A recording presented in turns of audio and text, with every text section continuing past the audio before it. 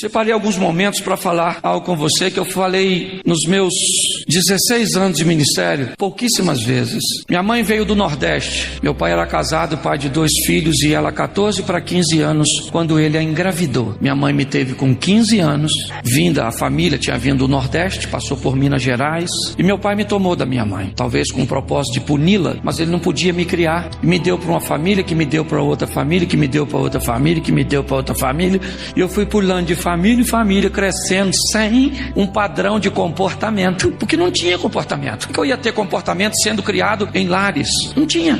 E eu fui crescendo nesse ambiente, onde meus amigos tinham pais, tinham mães, onde tinham comida na mão e eu arrumava a minha. Me tornei adolescente, eu ia chamar os meus amigos para sair e a mãe dele dizia: você só sai depois que jantar. E eu tinha que preparar minha janta. Mãe, passa minha roupa. E muitas vezes eu saía sem passar, porque minha casa não tinha energia. Eu olhava os outros e me perguntava por quê? Por quê, Senhor? No colégio, ninguém nunca foi uma reunião. As minhas provas eram entregues nas minhas mãos. Depois de um tempo, uma das lugares que eu fui morar foi com meu irmão. Ele já é falecido. E ele tinha um bom emprego, me colocou num colégio católico. O melhor colégio na época, do local que eu estudava, pagava uma condução para me levar. E eu aprendi que uma das coisas mais abençoadas era o uniforme. O uniforme era um negócio muito legal, porque ele nivelava todo mundo. Quando nós estávamos de uniforme, ninguém sabia quem era rico, quem era pobre, mas havia as festas na escola. E durante aquelas festas, eu queria ir. Eu era um adolescente já para jovem, eu queria participar daquilo, mas lá me doía mais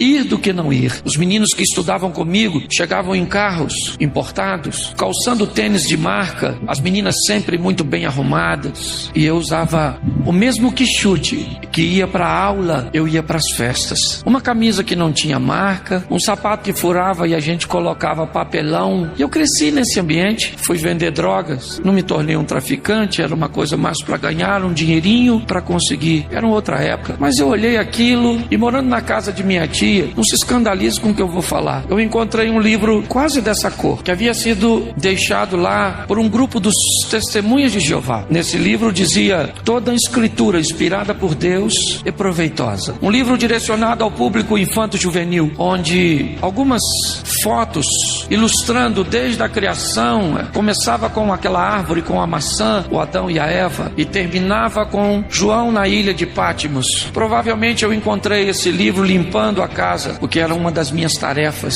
nesse lar. Durante os 14, acho que de 14 a 16, por aí, eu li aquele livro uns 40 vezes, eu não sabia por quê, mas eu li aquele livro, eu lia sempre que podia. Eu nunca tinha entrado numa igreja evangélica, mas eu li aquele livro diversas e diversas vezes, e eu não sabia por quê. A Bíblia eu nunca tinha pego, aliás eu tinha medo dela, eu achava um livro meio perigoso, meio místico. Lá na casa do meu tio, ele era católico, e ela ficava aberta no Salmo 91, que estava amarelo. Você virava para o 92, a página seguinte estava novinha, mas ali era meio que um amuleto, não podia desvirar. E o tempo foi passando, e eu conheci uma moça que tinha problemas espirituais. Ela era desviada, e meu tio que me criou, esse mesmo da Bíblia, chamou essa moça uma vez e disse: menina, arruma um menino bom, que tem futuro, porque esse menino não vai a lugar nenhum.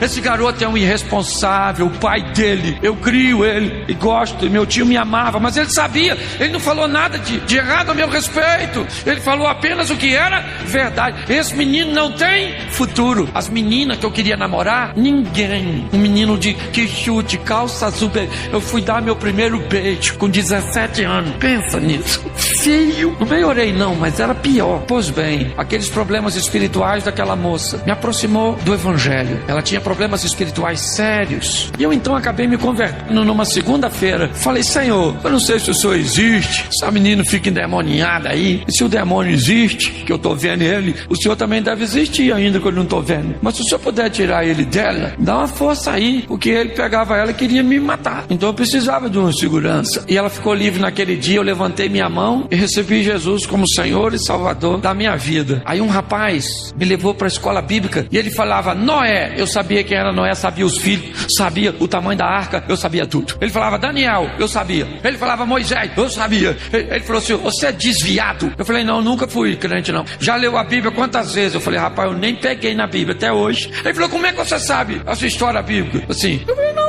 Eu li um livro lá, nem falei com medo do preconceito. E ele falou assim, pois é, o restante da história que você leu nesse livro está na Bíblia. Começa a ler, olha o restante aqui no livro de Daniel, olha o restante aqui no...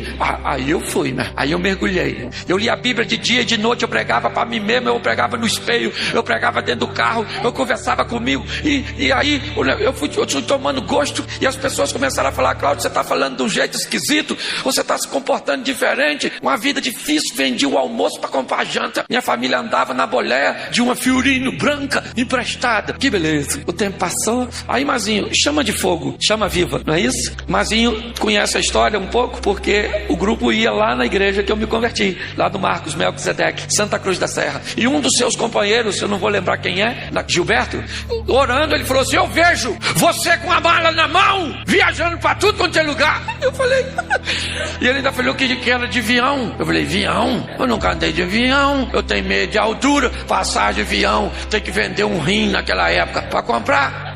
Isso vai... Avião. Confesso a você que eu não acreditei muito não. E menos ainda quem escutou as profecias. Falei, avião. Fui embora com aquele avião assim na cabeça. Menino. Me botaram para pregar no galinheiro. A classe da escola bíblica dominical era no galinheiro, tu acredita? Aquele terreno em frente à igreja. E aí eu comecei a fazer humor, porque as paredes eram de tela. O jovem ficava olhando por lá de fora. Era só uma parede de alvenaria. Então eu encostei na parede de alvenaria, eu encenava, eu levava o skate. Uma vez fui pregar sobre José, levei o skate. O skate. Olha lá, o skate. O skatista só anda pra frente, sabe cair, tem equilíbrio, gosta de obstáculo. Eu falei, abra sua Bíblia, Gênesis 37, que eu vou falar do José. Um homem equilibrado, e andava pra frente, gostava de obstáculo, me vestia. E o negócio não foi indo, menino. Foi indo. Casei, virei professor da escola bíblica. O maior barato, duro que nem um coco. Pensa. Nossa, eu lembro que eu fiz um consórcio pra comprar uma televisão, sabe? Pois bem, o tempo foi passando, Deus foi abrindo as portas, foi me abençoando, o pessoal começou a gostar de mim. Não é que eu pregava bem não, é a graça de Deus. Você vê num congresso como esse, tanta gente boa, vem eu pra pregar. Elcio de Assis, o Landtal, e quem? O Cláudio Duarte. Mas Deus falou, gostei de você, menino, gostei. Você é o improvável. Por isso que eu não me encanto. Às vezes as pessoas, pastor, o que o senhor, assim, como é que o senhor lida com o sucesso? Eu falo, que sucesso? Eu sou um Zé Ruela, um Zé Rosquinha, um Zé Mané.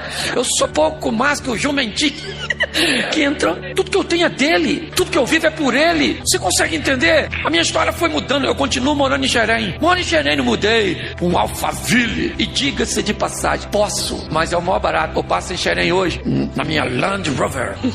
E a mãe daquela mulher que não deixava eu namorar as filhas dela, mora lá. Aí eu passo, sim, não é com maldade não. Abro o vidro e digo pra ela, ô minha irmã, graça e pai. E aponto pro meu mulherão, minha mulher, 26 anos de casada. Fecha o vidro e diz, aí filha, dizia que eu não podia namorar a filha dela, que não tinha onde cair, morto. E minha mulher olha e diz assim, Cláudio, eu tive olhos de águia. E eu falo, você deu foi uma sorte desgramada.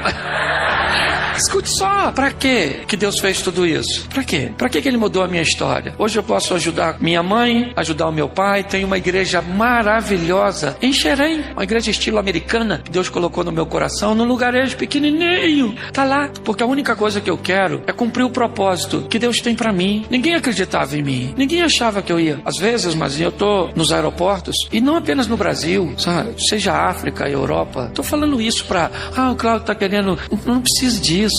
Eu tô dizendo pra você, onde aquele menino que comia inhame chinês na beira do rio, filho de um homem sem juízo, de uma menina despreparada, aquele menino que tinha tudo pra ser traumatizado. No dia que eu me converti, eu abri a Bíblia e sabe o texto que Deus falou comigo? No Salmo 27, verso 10, ainda que teu pai e a tua mãe te abandonem, eu jamais te abandonarei. Pra que serve a transformação que Ele fez na sua vida? Pra você querer se parecer com seus amigos da faculdade ou pra se parecer com Jesus? Que serve o que Ele fez por você? É isso que eu queria que você refletisse. Hoje eu olho para minha história e digo, Senhor, eu não mereço, o Senhor é bom demais. Essa noite, ela vai marcar a sua história. Tem gente que pensa coisas a seu respeito e elas vão ter que engolir o que disseram a seu respeito, porque Deus disse coisas a seu respeito muito diferentes do que elas pensam. Deus disse coisas a respeito da sua família, do seu casamento, muito diferentes. Eu queria que todos ficassem de pé. Queria que você fechasse seus olhos. Agora, feche seus olhos. O Deus que transforma está está neste lugar. Cadeias estão sendo quebradas. Aleluias.